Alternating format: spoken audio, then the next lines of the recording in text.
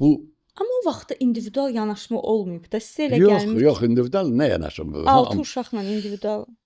Xanım 6 uşaqla nə individual yanaşma olacaq? Hamımız özümüz böyümüşük, hamımız özümüz öz işimizi bildik. Mən bilirdim ki, yaylağa köçürdük.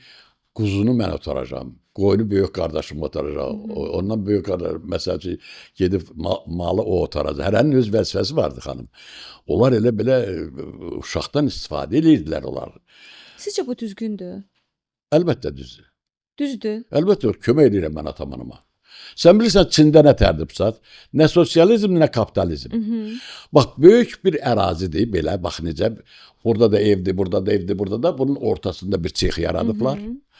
Bu sexdə atası, anası işləyir, evlatlar da məktəbə gedir, gələndən sonra, dərsini oxuyandan sonra gəlib atası, anasına kömək edir və ondan pul qazanır. Ailə birliyi olar. Ailə birliyi olar, xanım. Onu mən qəbul edirəm, atamıza, anamıza çox kömək eləmişik biz. Biz məsəl üçün odunu biz gətirərdik. Böyük qardaşımla. Bu dedikləriniz kənd həyatı üçün Kənd həyatı, bəli, kənd həyatında bax kənddə bax malımız var. Mal qışda ot yeməlidir.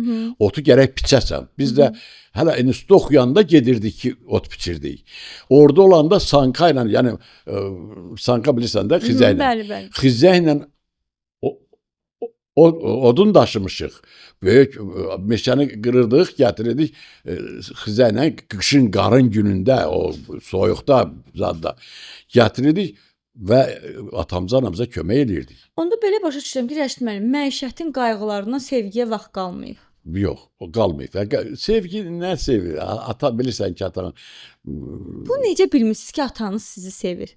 Məsələn.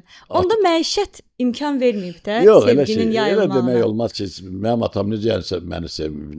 Məsələn, indi sizin pəncərənizdən görünür. Məsələn, mənim atam da məni sevirdi, məni çox istəyirdi, qardaşlarımı da, bacılarımı da, hərəsinə individual yanaşırdı.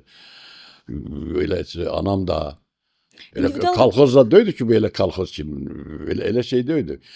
İnsanlar da gəlib ortalıqda demirdi, mən səni sevirəm, onu çəkirdi ayrıca, oğul, sən bunu belə, səni bilsən, mən çox istəyirəm, bu işi belləmək olmaz, belə elə. Mənim atam nəyə bilirdi, bir dənə səhv iş görəndə anadürüst deyirdi. Nadürüst sözünü də başa düşmürdük biz, uşaqdıq.